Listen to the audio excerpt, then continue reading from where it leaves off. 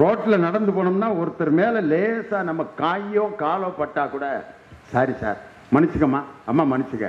பொம்பளை பிள்ளை மேலே நம்ம கை பட்டுச்சுன்னா அம்மா மன்னிச்சுக்கம்மா தெரியாமல் பட்டுச்சு, பரவாயில்லண்ணா இருக்கட்டுண்ணா. இதுதான் நம்ம பண்பாடு.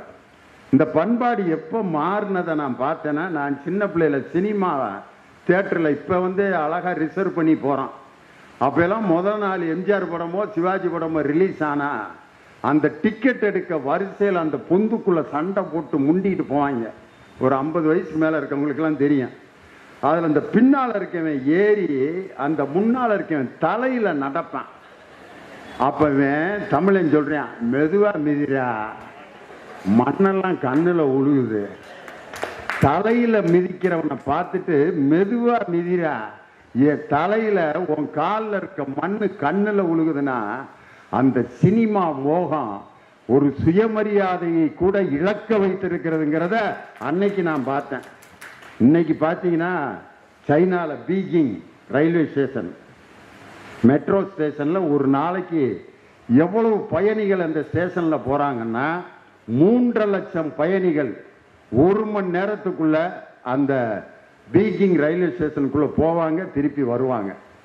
ஒருத்தர் மேல கூட யாரு இடிச்சதாகவோ அப்படியே கை கால்கள் பட்டா என்ன சொல்லுவாங்கன்னா சாரி அப்படின்ட்டு முன்னால நின்று தலையை வணங்கி சாரின்னு கேட்கிற பண்பாடு அந்த பீஜிங்ல நம்ம பார்த்தோம். 3.5 லட்சம் பேர் 1 மணி நேரத்தில் அந்த ரயில்வே ஸ்டேஷன்ல.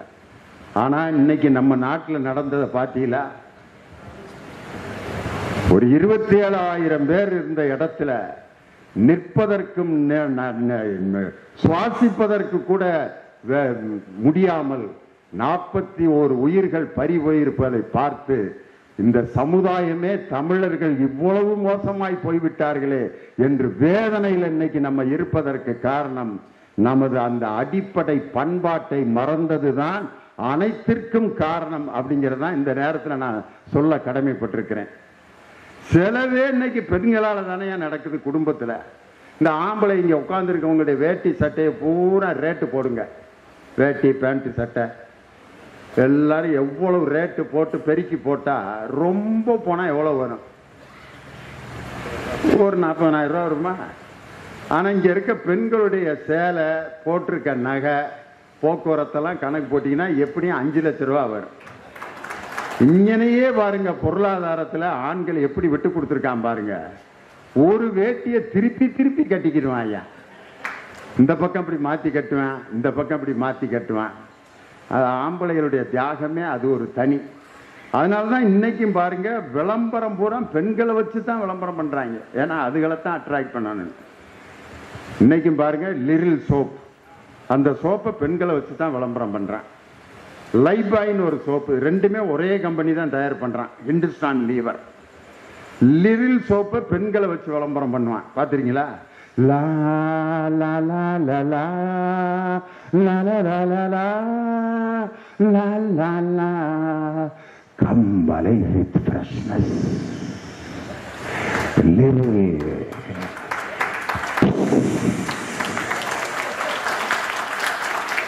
அப்படியே நுரையில இருந்து ஒரு பொம்பளை பிள்ளை வரும்.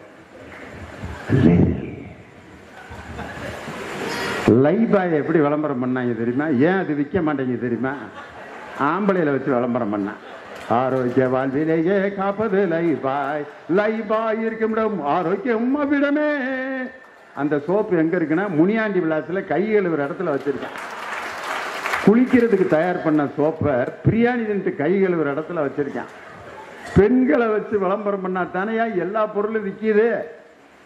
ஆம்பளைய ஏமாந்து தானே கிடக்கிறான். இன்னைக்கும் பார்த்தீங்கன்னா ஒரு பேஸ்ட், வெள்ளை கலர் பேஸ்ட்டை விளக்குறேன், அந்த பொம்பளை பிள்ளை விளக்குது. ஒருத்தன் வர்றேன், அவன் வெள்ளை பேஸ்ட்டை விளக்குது, ஹாய் அப்படிங்கிறான். ஐ டோன்ட் லவ் யூ அப்படிங்கிறது. சிவப்பு கலர் பேஸ்ட்டை விளக்கணும்னா வாயை ஊதுறேன், சிவப்பு கலர்ல புகை வருது.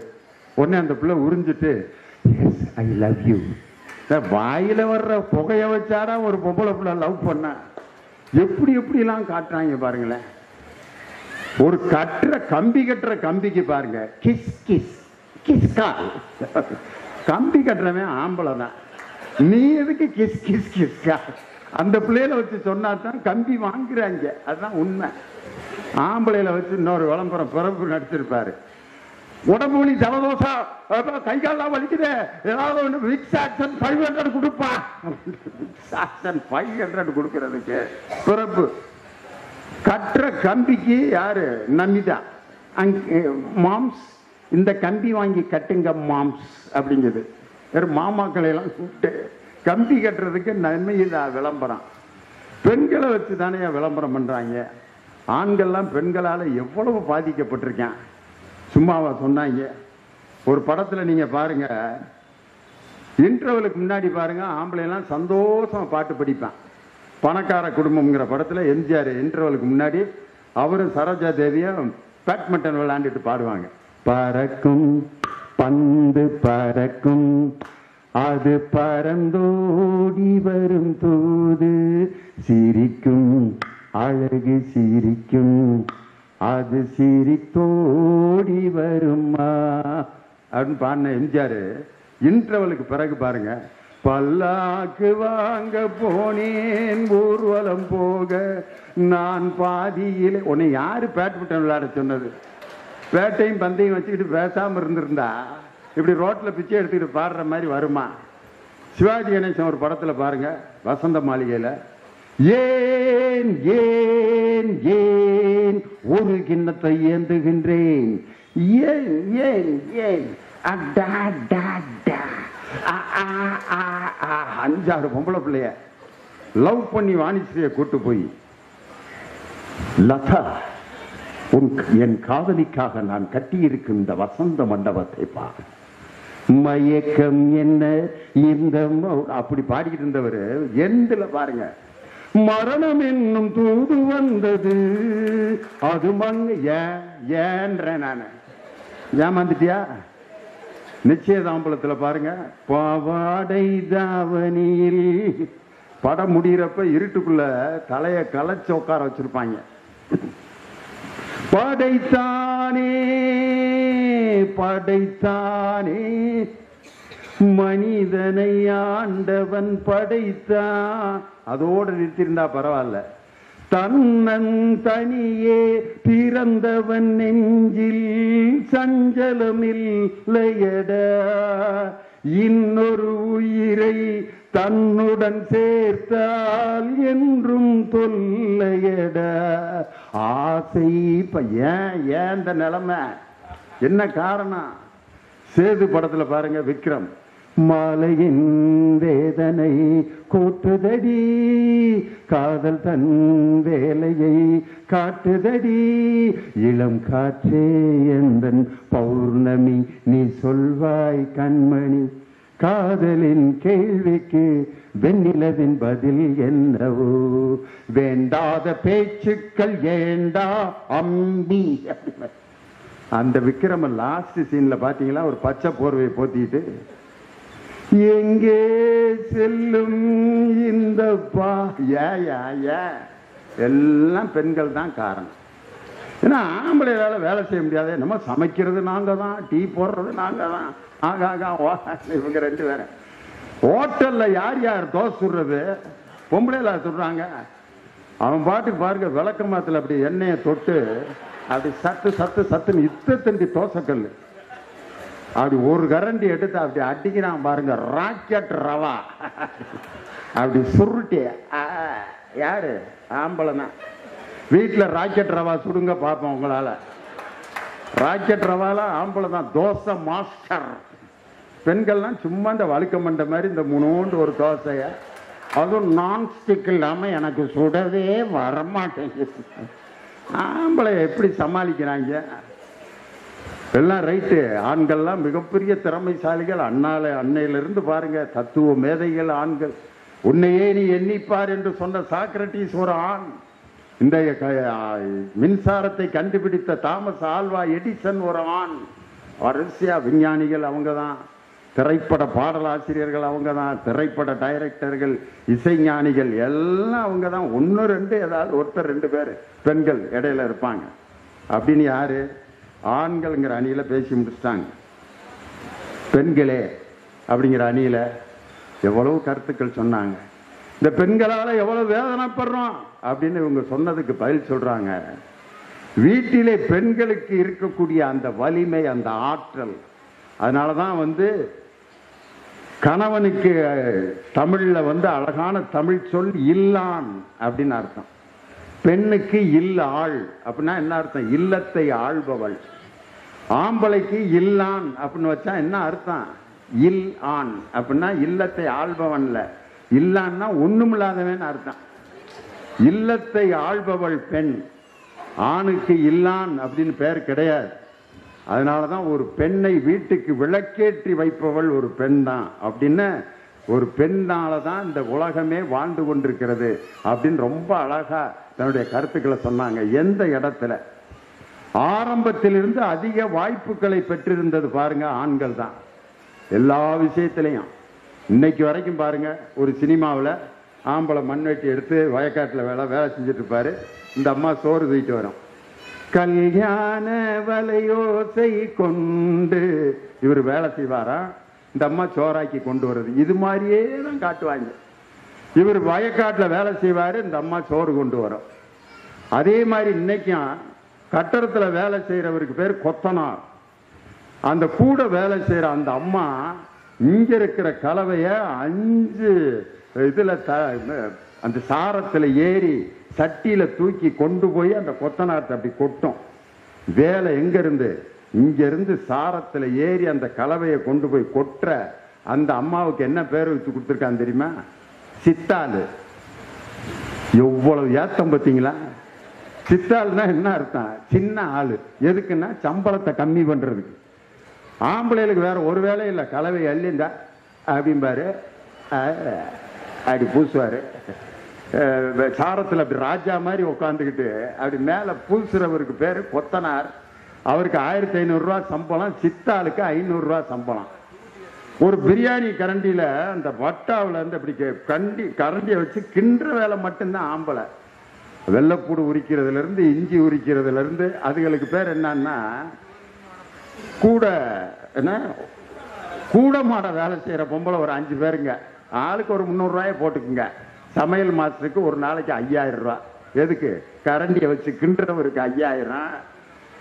காலையில இருந்து வெங்காயம் உரிச்சு அந்த இது பண்றதுக்கு பேரு அதுகளுக்கு 200 ரூபாயா. பெண்களின் உழைப்பு ஆரம்பத்திலிருந்தே அவமதிக்கப்பட்டு கொண்டிருந்தது. ஏன்? கல்வி என்ற ஆயுதம் பெண்கள் கையில் இல்லாத காரணத்தினால்தான் ஒரு பெண்ணுடைய உழைப்பு புறக்கணிக்கப்பட்டது. என்னைக்கு பெண்கள் கல்வியை கையில் எடுத்தார்களோ அன்னைக்கு தான் பெண்களுக்கும் ஆண்களுக்கும் சமமாக அந்த உழைப்புக்கு ஊதியம் வழங்கப்பட்டது.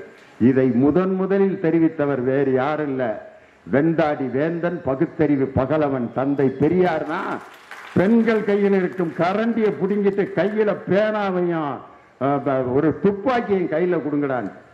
இன்னைக்கு நம்ம மதங்க சாமி நம்பிக்கை எப்படி?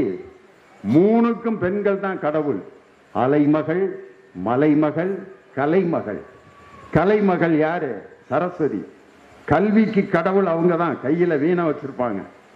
மாணிக்க வீணையேந்தும் மாதேவி கலைவாணி, தேன் தமிழ் சொல்லெடுத்து பாட வந்தோம் அம்மா, பாட வந்தோம் அம்மா, பாட வந்தோம் கலைவாணி அப்படின்னு பாட்டு.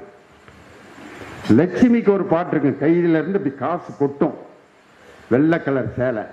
அந்த அம்மாவை கும்பிட்டா நமக்கு செல்வம் பெருகும்.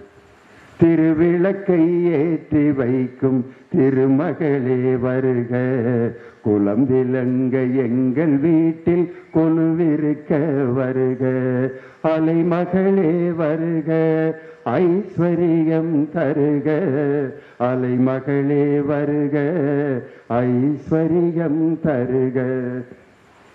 மலைமகள்.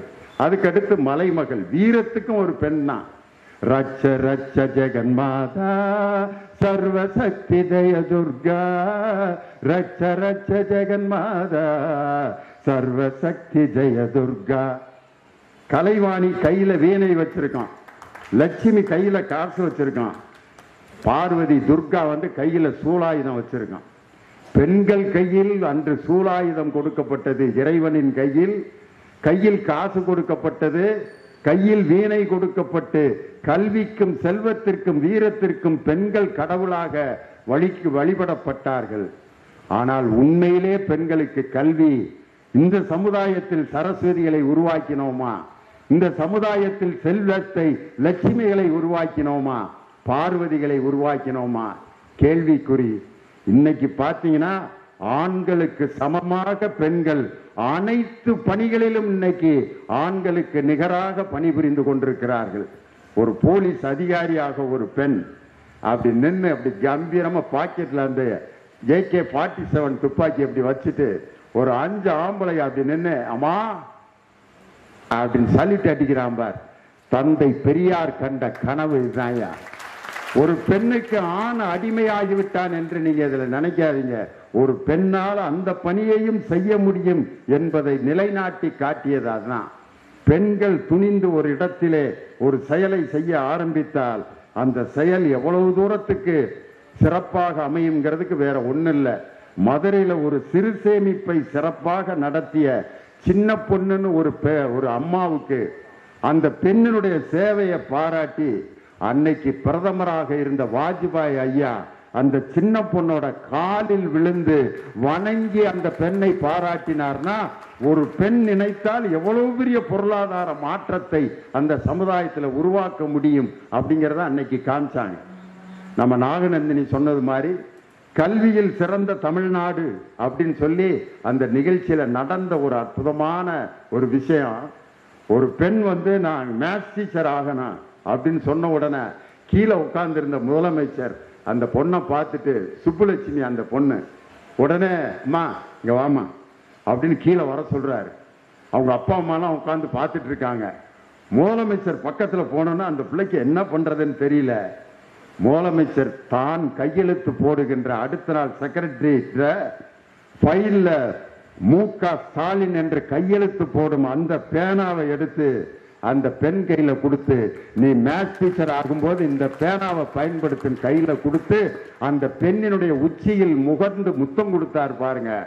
இதுதான் பெண்கள் படிப்பிலும் உழைப்பிலும் எப்படி சிறந்து வந்து கொண்டிருக்கிறார்கள். இதுதான் பெரிய சான்று. அது மட்டும் இல்ல, ராணிப்பேட்டை, ஆகா ராணிப்பேட்டைக்கு எல்லாரும் கைத்தட்டு கொடுங்க. அந்த சுப்புலட்சுமி ராணிப்பேட்டைங்கிறது உண்மையிலே மிகப்பெரிய சந்தோஷம் எங்களுக்கு. அதே மாதிரி ஜெர்லின் அப்படிங்கிற ஒரு பொண்ணு காது கேட்கல, வாய் பேச முடியல. பேட்மிண்டன்ல ஒலிம்பிக்ல போய் 3 தங்க மெடல் வாங்கிட்டு வந்திருக்க அந்த பொண்ணு. காது கேட்கல, வாய் பேச முடியல, அழகான பொண்ணு. ஜீன்ஸ் பேண்ட் டிஷர்ட் போட்டு நிக்குது. அவங்க அப்பா, என் பொண்ணுக்கு காது கேட்கல வாய் பேச முடியலன்னு சொன்னோன்ன, இந்த குழந்தைய எதுக்கு படிக்க வச்சுட்டு விட்டுறியா, பொம்பளை பிள்ளை வேற, எவன் கட்டுவான் அப்படின்னு சொல்லி அந்த பிள்ளைய படிக்க வைக்க வேணான்னு சொன்னாங்க. என் பிள்ளை படிச்சு இன்னைக்கு பேட்மிண்டன்ல சாம்பியன் ஆகி ஒலிம்பிக்ல உசேன் போல்ட்டுக்கு அடுத்து 3 தங்கப்பதக்கத்தை என் பொம்பளை பிள்ளை என் மக வாங்கியிருக்கு அப்படின்னு சொல்லும் போது அந்த பிள்ளைக்கு அந்த பாராட்டு இப்ப கைதட்டுறீங்களே அது கேட்கல. எல்லாருடைய முக அசைவையும் பார்த்துட்டு அப்படியே சிரிச்சிச்சு. முதலமைச்சர் அப்படியே கைதட்டி கண் கலங்கி அந்த கண்ணீரை தொடச்சாரு.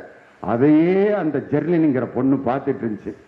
நம்மளுடைய வளர்ச்சியை பார்த்து இந்த நாட்டின் முதலமைச்சரே ஆனந்த கண்ணீர் விட்டார் பாருங்க அப்படின்னு அந்த காட்சியை பார்த்து அந்த பொம்பளை பிள்ளை சந்தோஷப்பட்டுச்சு பாருங்க.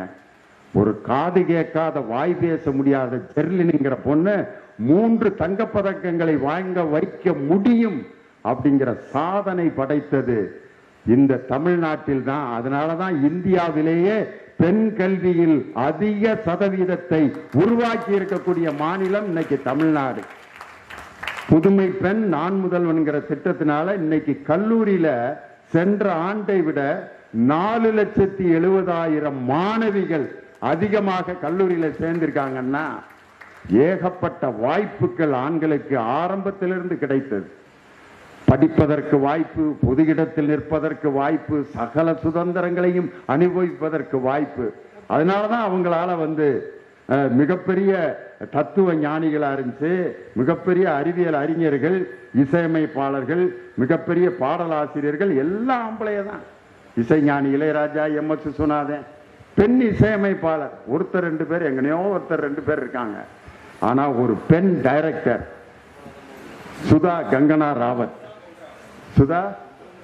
சுதா கொங்கராங்கிற ஒரு பெண் இயக்குனர் இயக்கிய அந்த திரைப்படம் இருக்கு பாருங்க, எப்படிப்பட்ட திரைப்படம். அந்த சூர்யா வந்து சூரரை போற்றுன்னு கிராமத்துக்காக ஒருத்தன் ஒரு பிளைட் விட்ட அந்த ஒரு சாதாரண கிராமத்துக்காரன சூரரை போற்று என்ற ஒரு படத்தை இயக்கிய ஒரு பெண் டைரக்டர் உலகத்திலேயே சிறந்த இயக்குனராக ஒரு பெண்ணால் உருவாக முடியும் சொல்லி அந்த பெண் இயக்குனர் உருவானாங்க. சினிமா பாட்டு எழுதுறது அந்த காலத்திலிருந்து ஆம்பளைய தான். மருதகாட்சி, உடுமலை நாராயணகவி, கண்ணதாசன், வாலி, வைரமுத்து, இன்னைக்கு வரைக்கும் முத்துக்குமார் ஐயா எல்லாம். ஆனா ஒரே ஒரு பெண் கவிஞர் இடையில எழுதினாங்க, குடியிருந்த கோயில்ங்கிற படத்துல. அதுல ஒரு அம்மா, அந்த அம்மா முஸ்லீம், ரோசனா பேகம் அவங்க பேரு. அவங்க அந்த பாட்டை எழுதிட்டு வந்து எம்ஜிஆர்ட்ட காட்டுறாங்க, மக்கள் திலகம் எம்ஜிஆர்ட்ட. ஐயா இந்த பாட்டு நான் எழுதியிருக்கேன், இந்த பாட்டை உங்க படத்துல கொண்டு வந்துருங்க. எம்ஜிஆர் அதை பார்த்துட்டு முதல் வரியை பார்த்தோன்னா ஆச்சரியப்பட்டார். எழுதியது இஸ்லாமிய பெண். முதல் வரி என்ன எழுதிருந்துச்சு தெரியுமா? குங்கும பொட்டின் மங்களம், நெஞ்சமிரண்டின் சங்கமம், நெஞ்சமிரண்டின் சங்கமம், இன்றன கூடும் இளமை, ஒன்றன பாடும் இளமை அப்படின்னு பொட்டு வைக்காத ஒரு இஸ்லாமிய பெண் நமது தமிழ் பண்பாடான குங்கும பொட்டின் மங்களம்னு எழுதியிருக்கு பாரு. அந்த பாட்டை முதல்ல MS சுசனான்ட்ட கொடுத்து தமிழ் சினிமாவில் ஒரு பெண் கவிஞர் எழுதினாங்கிற ஹிஸ்டரிய நான் தொடக்கி வைக்கிறேன். அதுவும் ஒரு இஸ்லாமிய பெண் கவிஞர்னு. குங்கும பொட்டின் மங்களம், நெஞ்சமிரண்டின் சங்கமம், நெஞ்சமிரண்டின் சங்கமம், இன்றென கூடும் இளமை, ஒன்றென பாடும். ஒரு பெண் கவிஞர் எழுதினது. இன்னைக்கு தாமரைன்னு ஒரு பெண் கவிஞர். என்ன பாட்டியா? காலாங்கிற படத்துல சிச்சுவேஷனை சொன்னா ரேட்டாக இருந்தாலும் சுருக்கமாக சொல்றேன். நம்ம கல்யாணம் பண்ணி இருக்கிற நேரத்தில் நம்ம ஏற்கனவே நம்மளுக்கு பழகின ஒரு பொண்ணு அந்த கல்யாணம் பண்ணி உட்காந்துருக்க நம்ம மனைவி இருக்கிற நேரத்தில் வந்துடும். எனக்கு நடந்துச்சு அப்படி.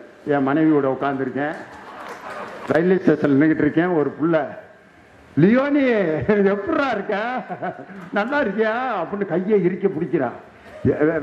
யாருப்பா நீ? லூர்து ராணி தெரியாதா? 8ஆம் கிளாஸ்ல எனக்கு நீ நெல்லிக்காய் வாங்கி கொடுத்து பாதியை கடிச்சிட்டு நீ பாதியை திங்கலையா? ஏங்க நீங்க லியோனியோட வீட்டுக்காரமாவா? லியோனி அப்பெல்லாம் என்னைய விட்டு எங்கேயுமே போகாது, நாங்க 2 பேரும் எப்பயும் சேர்ந்து தான் இருப்போம்னு என் வீட்டுக்காரியோட ரியாக்ஷன் எப்படி இருந்திருக்கு யோசனை பண்ணி பாருங்க. இப்படியே பாக்குற